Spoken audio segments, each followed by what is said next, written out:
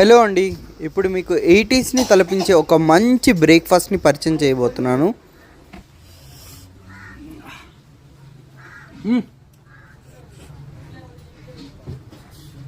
Super taste. తింటుంటే కనీసం మాట్లాడబోద్దు కాదు, కంటిన్యూ తినేయాలనిపించే అంత టేస్టీగా ఉంటుంది.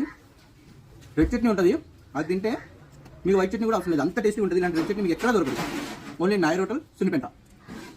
బా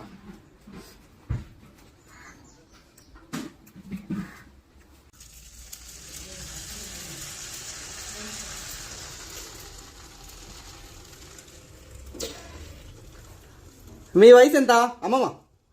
77. ఎన్ని సంవత్సరాల నుంచి చేస్తున్నారు? 40 సంవత్సరాల నుంచి. ఓకే. ఎవరు తాత స్టార్ట్ చేశారా బిజినెస్? నాగార్జున సాగర్లు ఉన్నప్పుడు కొట్టు పెడితే ఓకే ఇట్లా ఆపం చేశారట. ఆ పక్కన కూడా పాతే కనిపించారు. Okay super. మీరు ఇప్పుడు వేస్తారు కదా, ఎంత 4 గంటలు నిల్చొని వేయగలరా? ఇప్పుడు 4 గంటలకి నిల్చొని వేయగలరా? 4 గంటల సేప ఇప్పుడే 8కి రాకపోతే ఒక్కొక్క రోజు రాజు 7 గంటలకే పిలుస్తాను పొద్దున. అక్కడ వస్తుంది వచ్చినట్టు. Okay super. ఇదండి మన నాయర్ హోటల్ యొక్క చిన్న హిస్టరీ. వీళ్ళ దగ్గర స్పెషాలిటీ ఏంటంటే వీళ్ళు హైజీన్లో అస్సలు కాంప్రమైజ్ కారు. వీళ్ళు కనీసం పని వాళ్ళను కూడా పెట్టుకోరు, ఎందుకంటే ఎక్కడో క్వాలిటీ తగ్గిపోతుందేమో అన్న చిన్న భయము. వీళ్ళు గత 60 ఇయర్స్గా ఈ బిజినెస్ని మెయింటైన్ చేస్తూ వస్తున్నారు.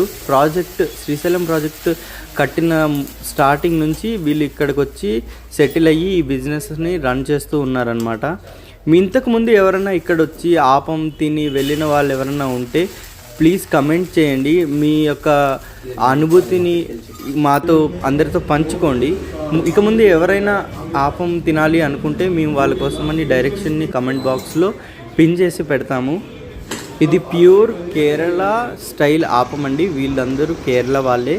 కేరళ నుంచి ఇక్కడ వచ్చి సెటిల్ అయ్యి ఇక్కడ ఈ బిజినెస్ని రన్ చేస్తున్నారు. ఎట్లాస్ట్ నేను చెప్పాలనుకున్నది ఏంటంటే, శ్రీశైలం వచ్చిన వారికి మల్లికార్జున స్వామి ఎంతలా గుర్తుంటారో ఇక్కడ ఆపం తిన్న వాళ్ళకి నాయర్ హోటల్లో ఆపం అంతే గుర్తుంటుంది.